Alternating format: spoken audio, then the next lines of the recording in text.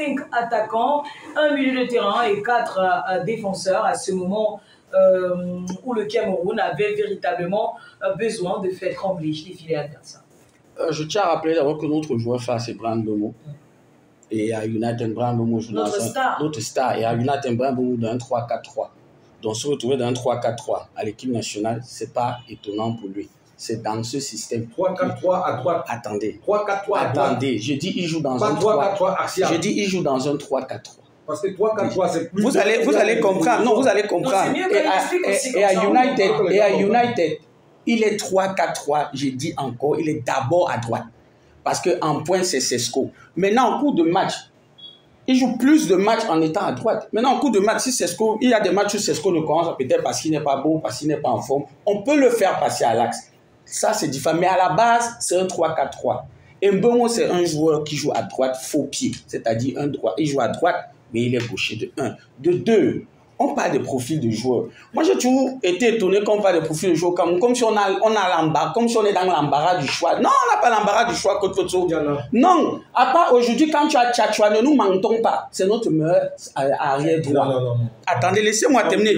Attendez, je dis ceci. En termes d'arrière droit. Attendez, coupons-le. Oui. Alors, qui est le meilleur en termes d'arrière droit? Ça dépend du schéma que vous voulez mettre. Non, qui est le meilleur arrière droit? Pas question de chez moi, monsieur Fotso. Oui, je veux. Qui est meilleur arrière droit? Dans le schéma que oui. Plus a mis en place, dans le 3-4-1-2 qu'il a mis en place, c'est Mouminga Malo qui joue comme piston. C'est ça que je vous dis. Chachoua, dans tous les systèmes, il n'est même pas dans les 3. Bon, regardez, le problème est Christelle. Non, Christelle, le problème c'est que c'est pour ça qu'on aime se voiler la face. J'ai dit, qui est notre meilleur arrêt latéral droit? C'est Tchatchoua. Bon, maintenant, quand vous parlez du système, ne nous mentez combien de fois Mouminga Malo a joué à droite. Vous savez pourquoi Tchatchoua pose problème? Pour sa qualité de centre. Il n'a pas de qualité. Attendez, monsieur Fotso. Il pose problème par rapport. Vous allez voir encore qu'à Wolverhampton, ce n'est pas un souci où il joue en Angleterre. Et on a eu la même problématique avec Faye Collins à un moment donné. Et quand c'est ça, vous avez trouvé la parade pour pallier à ce problème. Et allez voir, là, quand on joue au Cameroun, Faye Collins qu'on décriait, est deuxième meilleur passeur décisif de la CAN au Cameroun.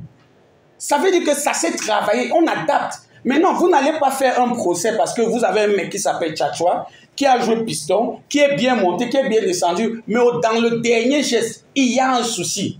Mbeumo n'est pas habitué à jouer avec Tchatchoua. Laissez-moi terminer. Je dis, il a fait de très bonnes montées. La preuve, c'est qu'il a eu plusieurs situations. Ici, qu'un joueur vous réalise, il y a 5 centres qui partent de l'autre côté. Ça veut dire qu'il a eu l'opportunité de centrer. Je veux qu'on soit d'abord factuel. Maintenant, dans le système en lui-même, moi, il faut vous penser à quelque chose.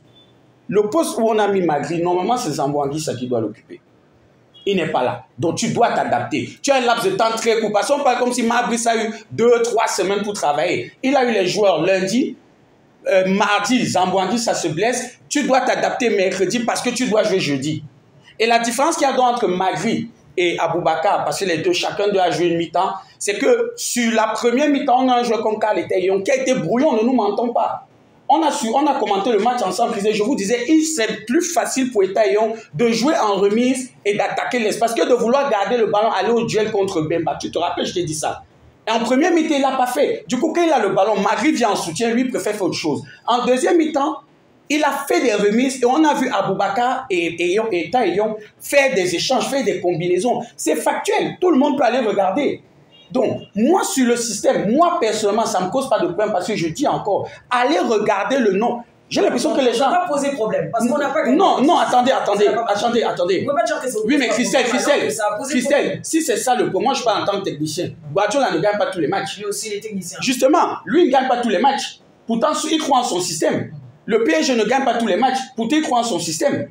Donc, tu vas beau mettre le système que tu veux. En face aussi, il y a une réponse. Moi, j'ai regardé cette équipe du Congo jouer. Oui, mais c'est mieux quand c'est en face qu'on vous propose quelque chose que de mettre sur pied... Mais la preuve, non, justement, vas-y Christelle, vas-y. Alors, c'est mieux que ce soit en face qu'on vous livre autre chose pour vous permettre de changer le système que de mettre en place des joueurs qui ne répondent pas à ce système. Mais c'est le problème. Oui, mais la preuve, Christelle, tu peux pas... Combien... On a tous regardé, je crois que c'est le 15e ou 16e match de Magris.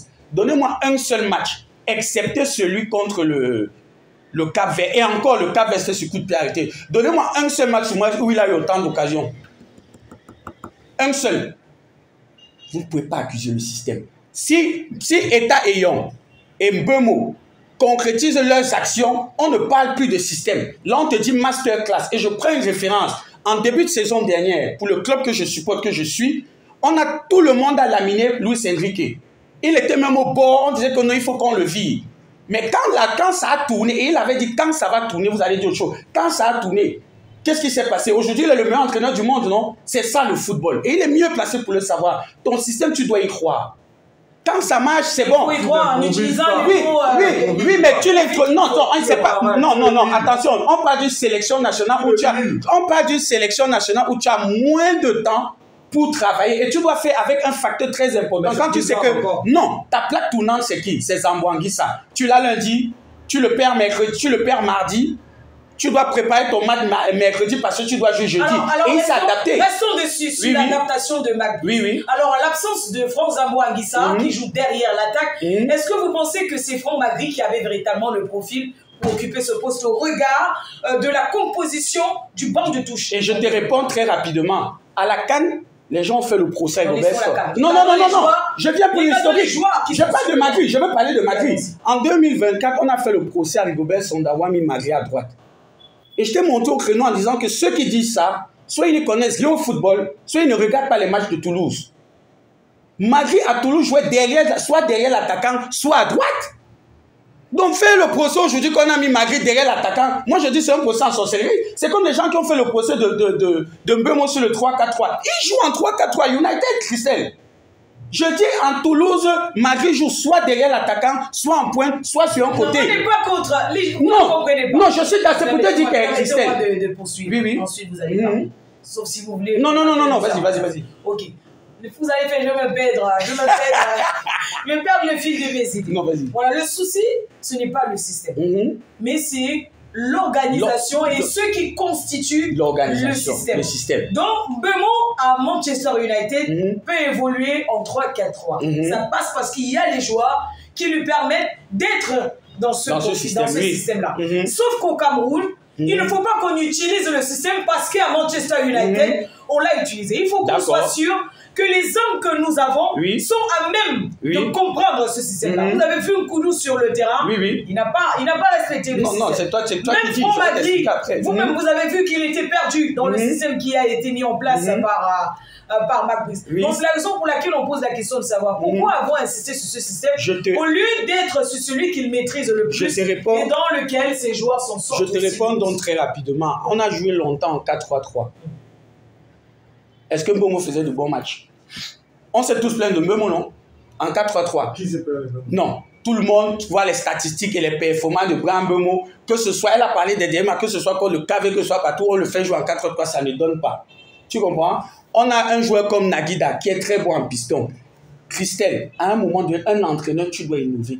Et je dis encore, c'est ça la particularité du métier d'entraîneur. C'est justement, quand tu gagnes, non, attention, quand tu gagnes, c'est bien. Quand tu ne gagnes pas, tout le monde parle du système. Moi, je ne suis pas de ceux-là. Je regarde le contenu, je regarde les matchs que l'équipe nationale du Cameroun a joué depuis un certain temps. Je dis non, mais attention. Moi, j'ai regardé cette équipe de RDC, Christelle. On a eu, vous et moi ici, on a eu en ligne une journaliste sportive. Qu'est-ce qu'elle vous a dit? Qu'eux-mêmes, ils ne reconnaissent pas leur équipe. C'est pas qu'on a fait déjouer le Congo. On les a menacés.